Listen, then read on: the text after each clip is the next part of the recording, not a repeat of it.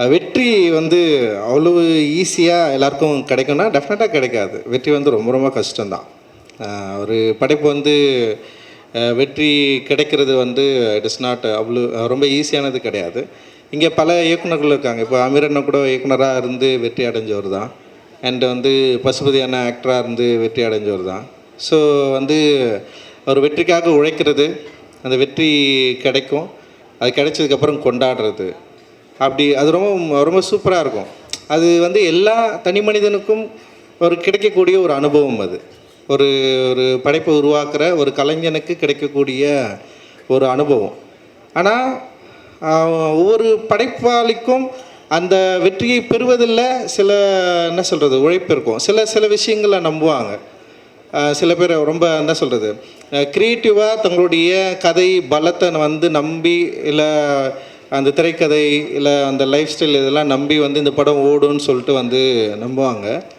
பட்டு நான் வந்து சினிமாவுக்கு வரத்துக்கு முன்னாடி என்னுடைய லைஃப்பை நான் பேசி படமாக எடுத்து இங்கே ஜெயிக்க முடியுமா அப்படின்றது வந்து கொஞ்சம் ஒரு சின்ன ஒரு யோசனை இங்கே இருக்க தான் செஞ்சது, எனக்கு இருக்க தான் செஞ்சது. பட் ஆனால் வந்து துணிஞ்சி படம் எடுத்துகிட்டு பார்த்துடலான்னு சொல்லிட்டு தான் நான் இண்டஸ்ட்ரிக்கே வந்தேன் நான். ஸோ அந்த வந்ததில் இருந்த இப்போ யாராவது என்கிட்ட வந்து என்ன படம் எடுப்பேன்னு கேட்டால் இருக்கிற திடீர்னு பதில் சொல்கிறதுக்கு முன்னாடி ஒரு பதட்டம் தொட்டிக்கும் எனக்கு.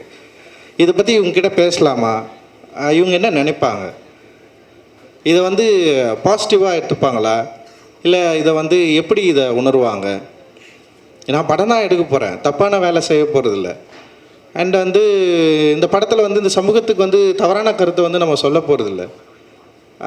இந்த சமூகத்தில் இருக்கிற ஒரு 75 ஆண்டுகள சினிமா வரலாற்றில் பேசப்படாத மக்களை பற்றி பேச போகிறோம். ஆனால் நமக்கு ஏன் பதட்டம் வருது? நம்ம கரெக்டாக தானே வந்து வேலை செய்கிறோம், கரெக்டாக ஒரு நல்ல விஷயத்தை தானே நம்ம சொல்ல போகிறோம். ஆனால் ஏன் எனக்கு பதட்டம் தொட்டிக்குது? ஏன் ஒரு இடம் புரியாத ஒரு ஒரு ப்ரெஷர் க்ரியேட் ஆகுது அப்படின்னு எனக்கு வந்து சத்தியமாக தெரியவே இல்லை.